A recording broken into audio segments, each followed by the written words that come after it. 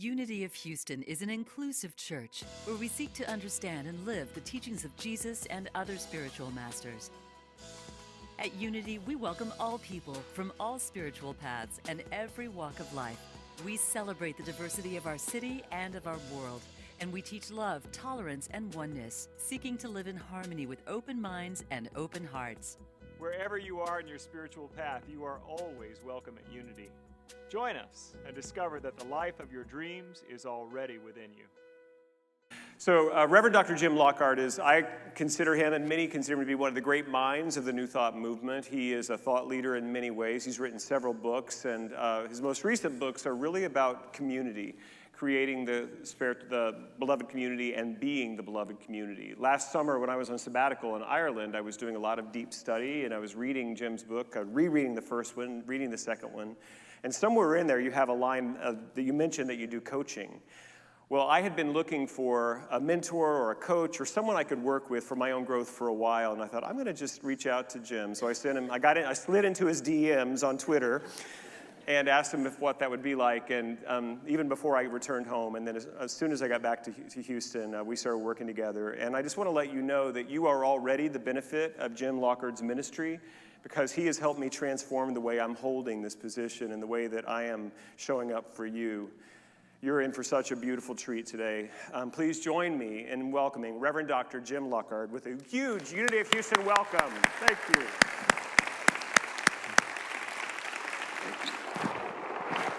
Thank you so much. Thank you.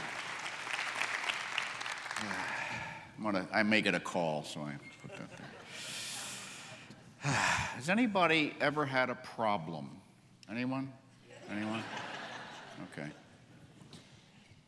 We believe in New Thought that for every problem there's a spiritual solution. You may have heard that somewhere along the line. And we deal with spiritual truths, spiritual principles. And the way it kind of goes for me is like this. You hear a spiritual truth. Spiritual truth, I was just at our Center for Spiritual Living, a Silomar conference at a Silomar this past week, and a lot of spiritual truths being spoken from the stage and at lunch and at dinner and so forth. And one that I heard, that I've heard before, is everything is for me and nothing is against me. You know, and you might be in a setting like where you hear that. And something inside says, no, that's not my experience. You know, I've had lots of things that were against me in my life. And then maybe you think about it some more and you attend a class or two, or you listen to you read a book and you say, oh, I can kind of see where even when something seems to be against me, there's an opportunity for me to grow within it, you know. And then the next step is you get it. When you hear it the next time, it's like, oh yeah, that's true. Oh yeah, that's true. So that's the way it is with problems. We often find ourselves in a place where we don't feel that we have an understanding of it, or we don't feel adequate to deal with it, or something like that. And hopefully we have some spiritual truths to call upon that remind us of essentially who we already are.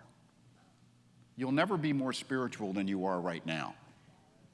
But you can be more spiritually aware, more spiritually realized.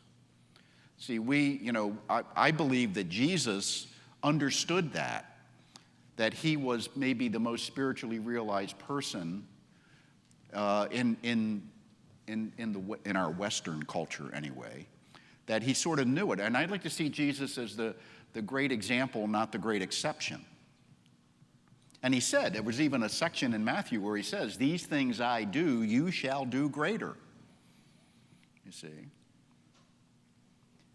So when we have problems, you know, if you've ever had a problem or you have one now, it's good to have a community of people to support you while you're having the problem, to help you through it, just to know that there's people there. They may not be doing anything active, but they're just there, and you know that they care about you. One of the issues we've had in New Thought throughout our existence has been that we tend to think that if I'm applying the teaching, I don't have any problems. What's in your consciousness, right? And the problem with that is it's inaccurate. That's the basic problem with it. It also can be cruel. Because the idea is not that as we become more spiritually realized, we won't have problems. The reality is we have bigger ones.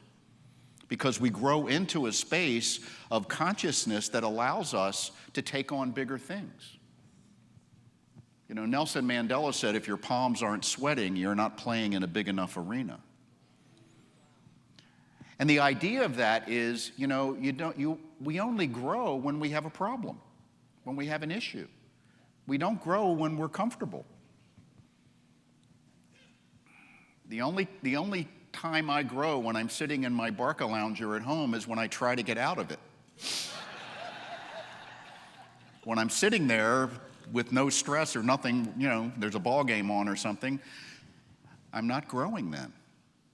I grow when my system is stressed, when I'm confronted with something that I need to rise into. And what's going on there is something is being called forward from me, from within me, that has not been called forward before. The metaphor or the symbolism of the crucifixion and the resurrection is not a single event in history.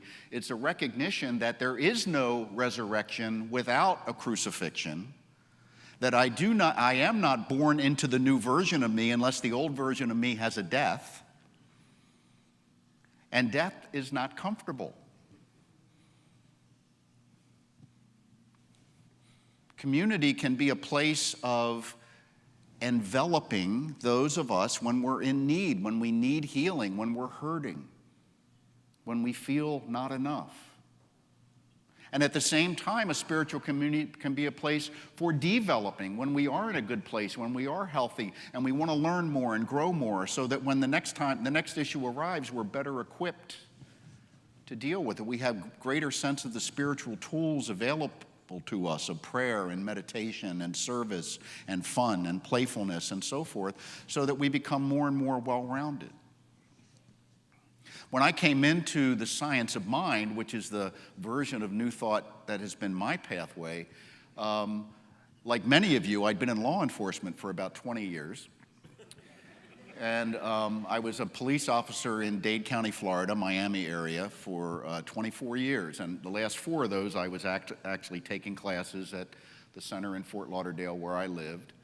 And a couple times I actually came to class in riot gear because we were having some stuff going on in Miami, and that excited everyone in the class, you can imagine.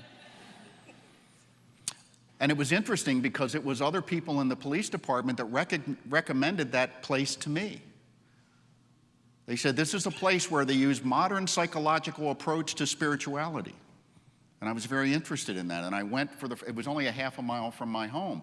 And I just drove by all the time and didn't know what the hell it was, thought it was a bunch of weirdos, which it was, but you know.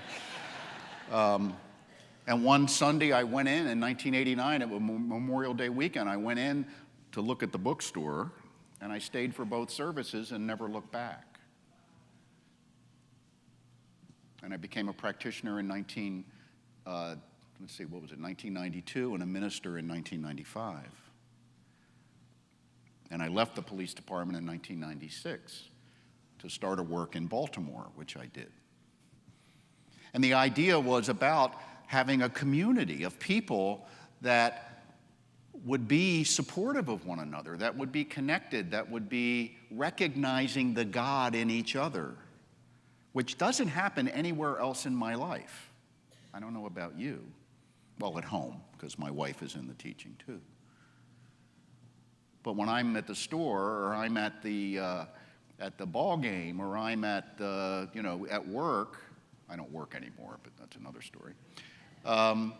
I was recognizing God in other people as best I could, but I don't think anybody was returning the favor. So where do you go to have that support? I want to read a quote that applies to this. That's why I actually brought my phone up. Just give me a second here. Pierre Teilhard de Chardin, if you know him, he was a Jesuit and an archaeologist. And he was always right on the verge of being excommunicated by the Vatican because he was talking about evolution that he was studying in his scientific work, and the Vatican was saying, no, no, no, no, no. See? But he was so brilliant and he had so much support, I guess, in the right places that they never really did kick him out. So he said, there is almost a sensual longing for communion with others who have a large vision. The immense fulfillment of the friendship between those engaged in furthering the evolution of consciousness has a quality impossible to describe. Now, whether you come here once a week for a little peace and quiet, or online for a little peace and quiet, or whether you're engaged in what I would call a spiritual journey that this community is an essential element of, we're all looking for that kind of a connection, aren't we? And the degree to which we engage with that is really determines the return we get.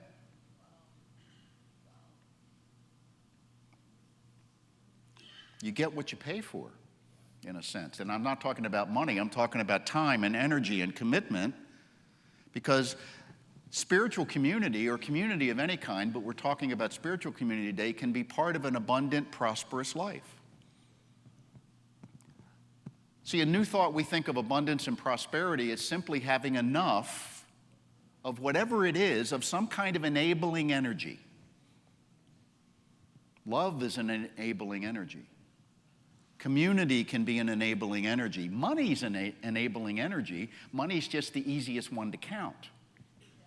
So we tend to focus in prosperity on finances because I know how much money I got most of the time. Sometimes I don't have as much as I think I do. Sometimes it's so depressing to look at the bank balance, I don't want to do that. Sometimes there's too much month at the end of the money. You ever had that happen? And that was my life before. It's not my life now. Because I've recognized that I want to be fed and sufficient in all of the enabling energies that I'm aware of. So I learned how to deal with having enough money. I learned how to deal with having enough good health. You know, I'm 72 and not on any medication. You know. Interesting that deserves applause, isn't it? My wife and I have created a life that we both enjoy. We live in France now. We travel frequently. And people say, how do you do that? I say, well, I do my spiritual practices, and I've done them for a few decades. No, really, how do you do it? I try to live the teaching and the teaching that I've learned, and I recognize that to do that effectively, I have to keep learning it. I have to review the stuff I already know because my egoic mind will often make me forget it. If I don't stay engaged, it's like if you don't go to the gym for a while, your muscles atrophy. If I don't pay attention to my spiritual growth, my spiritual muscles atrophy. But the potential for regrowth never goes away. You see, you can always return to it. You can always come back and re-engage if you've been away for a while. Healing is revealing. There's no except. That's another one of those spiritual truths. Healing is revealing. You know, and then later you figure it out. It is. Stanislav Grof, one of the interesting psychologists back in the 50s, of the positive psychologists and research into LSD and stuff like that was going on with a interesting group of people. He said, healing can begin when symptoms appear. It's a sign that it's already underway because your system will not reveal to you that you are ill until the healing process has begun. Because sometimes you got something wrong with you and it hasn't shown up. And sometimes that's psychologically true, right? You're in a relationship that has probably ended a while back, and you haven't really come to terms with that idea yet? Anybody ever stayed in a relationship too long? You know? Anybody ever kept possessions too long? It's a saying, everything I ever let go of has claw marks on it.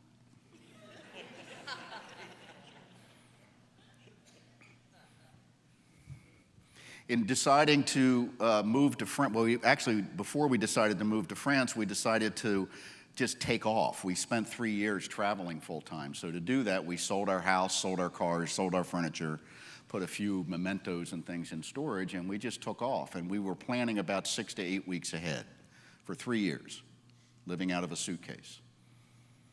And we went to 25 countries. We went to 18 different states. During the course of that, sometimes for a day or two, sometimes we'd spend several months. And about halfway through that process, Dorianne, my wife, and I said, well, let's start looking for a home base. We probably don't want to do this forever. I kind of did, but she didn't. So we started thinking, okay, where would we like to live? And we started spending a month or two in places where we might want to live, and we'd get an Airbnb out, if there was a touristy area outside of the tourist area, to see what it was like to live there. And it came down to southern Spain or France. And the reason we chose France, a couple reasons. One was we just really love the French culture. We love the cuisine, and we love the Spanish cuisine and culture too, but I couldn't get used to eating dinner at 11 o'clock at night, which is what they do. You know. So we chose Lyon, France, and we've been there now for 6 years. And it's really an interesting place. It's really an interesting way to live. The healthcare is world class. It's basically free. Even if you don't have insurance, I had an emergency room visit because I cut my hand and went in and they fixed it up, and then I came back to the emergency room in a few days to get it cleaned up. And the first time I said, where do I pay? He said, no, pay after you come back. And I went back and I'm thinking, 2 emergency room visits, this is not going to be a cheap thing. Well, it wasn't cheap. It was 83 euros, which is about $76.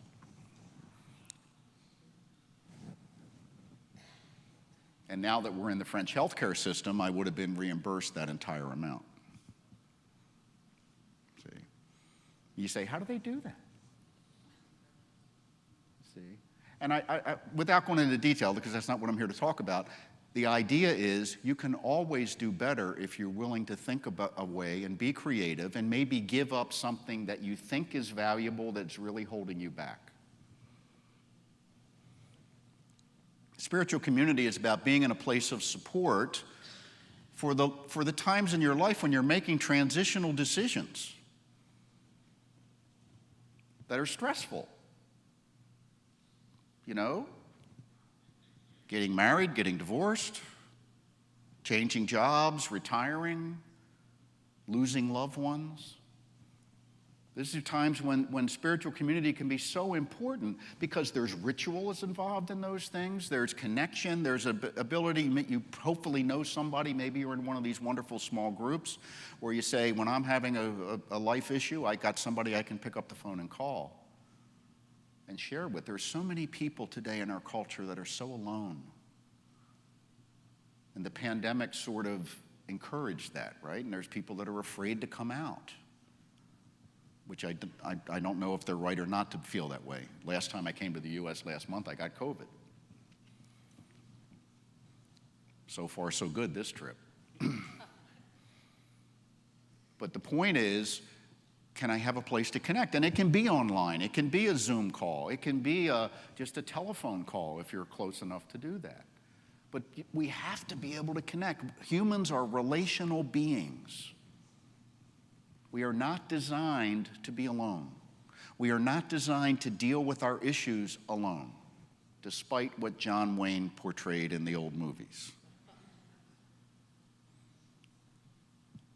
Community is an enabling energy.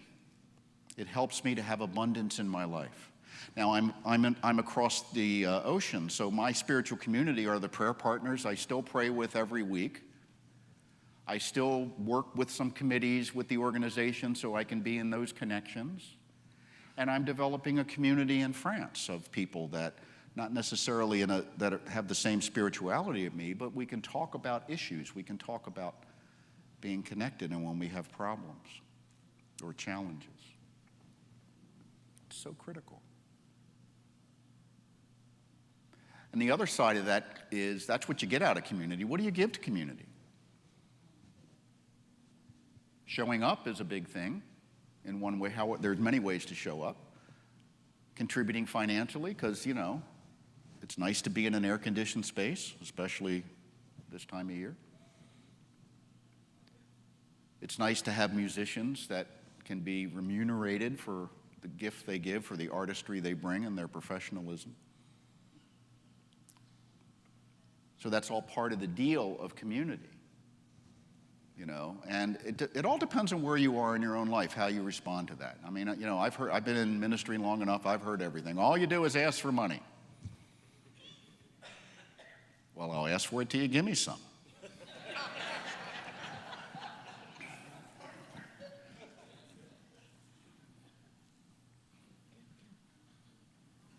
Because what we're doing is we're sustaining one another. Do you get anything out of coming here? Well, there's a mutuality of giving and receiving that is the universe. That's another universal principle. As you give, so shall you receive. It doesn't say, as you receive, so shall you give. There's an order to things. Because when I commit to something, when I give of my time, my talent, my treasure, whatever it may be, based on the circumstance, I put myself in a place of reception. I create an invitation for more good to come into my life by showing up. You can't be part of a community if you don't show up.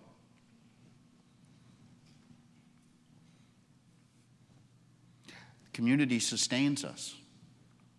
And you're probably in many different communities. Family, and you know, there's all concentric circles of communities that go outward and outward and outward and so forth. And each of them kind of requires a different dimension of us, right? But this one often requires the least. It asks you to come together to be fed. It asks you to come together to be together with other people who have come together to be fed and to feed one another. Reverend Michael, as good as he is, can't do it all. So we feed one another. We come together, we connect, we make friends perhaps, or we just have prayer partners. I hope everyone has a prayer partner. Here's what I do. I'm going to close with this. Here's what I do with my prayer partner. Once a week, we get on the phone. I'm in France. There I have two in California, different times. We talk for 5 minutes about what's going on in our lives, and then we do a prayer, and then we hang up. I've been with one prayer partner for 20 years, another for 18. We've missed very few weeks. And my wife and I do spiritual practices together. It's sort of like going to the gym. You know, it's going to the gym to either get stronger or to maintain your progress, maintain your fitness. Maintaining spiritual fitness, building spiritual muscle is essential. We're going through some stuff on this planet. And if you don't have that spiritual shield, you may not make it. You may not make it. You know, when they say when push comes to shove, push has come to shove. And it's not evenly distributed yet, but it will be. William Gibson, one of my favorite authors, said, "The future is already here, it's just not evenly distributed." So this is a place where you can come and have fun and play, but also do the serious work of building the spiritual muscle necessary to face challenging times. I don't think there's anything more important than that right now. And I hope you take advantage of it. So let's pray.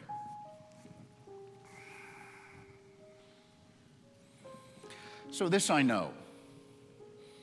I know that Spirit is fully present right here and right now, within me, around me, and through me. There is no absence in Spirit. There is no not enough. That I am one with this Spirit. I am worthy of good in my life because I am a spiritual being having a human experience. I accept my divine nature, even though it may be scary sometimes.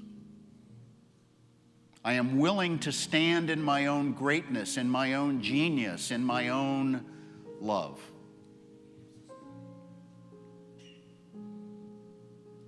I am willing to be seen as someone who is difficult because of that.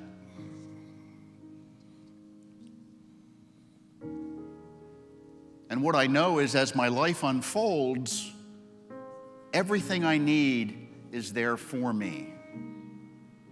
The challenges I need to grow, the support I need to be sustained, the family and friends I need to hold me close and hold me dear. And I am giving and receiving in all of those relationships in a symbiotic effect that allows me to be the best version of who I came here to be. So I accept that that is who and what I am, and I am becoming more aware of that every day. So with deep gratitude, I say yes to this good in my life. I say yes to the unfolding nature of who and what I am and who and what I'm becoming. I'm grateful for this community, this unity of Houston, which is a divine idea in the mind of God. And I release these words into the creative field that we call mind, knowing it is done unto us as we believe. And together we say, and so it is. Amen. Thank you, and namaste. Watching this message today. I'd like to invite you to join us in person here on campus at Unity of Houston for Sunday morning or Wednesday evening services. If you can't be with us here on our campus, you can still join us live on Facebook or on our website, unityhouston.org, Sunday mornings at 11 a.m. Central.